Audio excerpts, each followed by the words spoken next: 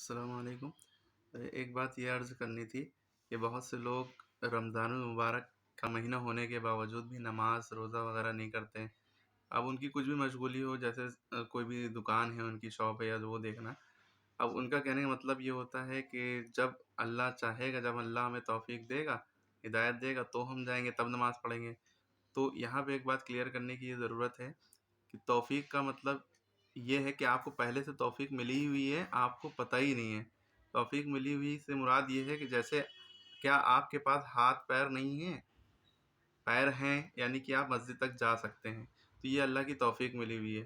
آپ کا دماغ صحیح کام کر رہا ہے، پاگل نہیں ہے، ہوش میں ہیں، تو یہ اللہ کی طرف سے توفیق ملی ہوئی ہے۔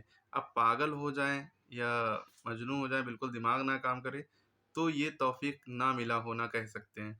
توفیق اگر آپ کے دونوں ہاتھ پیر بھی نہیں ہیں، اگر آپ کا دماغ کام کر رہا ہے، تب بھی آپ کے اوپر نماز نہیں معاف ہے، اور اللہ کی توفیق ملی ہوئی ہے۔ آپ تب بھی یہ نہیں کہہ سکتے کہ توفیق نہیں ملی ہوئی ہے نا۔ تو آپ کو سب کچھ ملا ہوا ہے، آنکھیں بھی صحیح ہیں، کان بھی صحیح ہے، ناک بھی صحیح ہے، دل دماغ ہے نا، اور اندر کے پیٹ کے اندر بھی کتنی چیزیں ہیں، اللہ تعالیٰ نے کیسی مشین بنائی ہے، آپ کو پتہ ہی ہوگا۔ ایک ایک چیز صحیح چل رہی ہے، ڈائجسٹو سسٹم، لیور، پھیپھڑا، گردہ ہے نا، دل، کڈنی، بہت ساری چیزیں ہیں، اور بھی بہت کچھ ہے۔ یہاں تک کہ یہ بھی ایک نعمت ہے کہ انسان صحیح سے واش روم جا پا رہا ہے، ٹوائلٹ کر پا رہا ہے، پیشاب، خانہ، لیٹرین، سب کچھ صحیح سے اس کا ہو رہا ہے، یہ بھی اللہ کی بہت بڑی نعمت ہے۔